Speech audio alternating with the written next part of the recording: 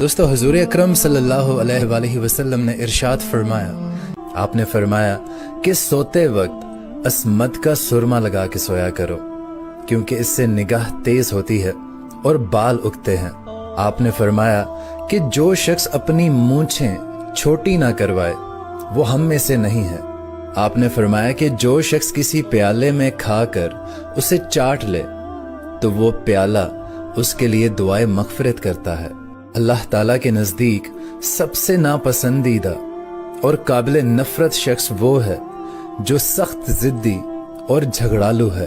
आपने फरमाया कि 3 दुआएं जरूर कबूल होती हैं जिनकी कबूलियत में कोई शक नहीं है। पहली, बाप की दुआ, दूसरी, मुसाफिर की दुआ और तीसरी, मजलूम की दुआ।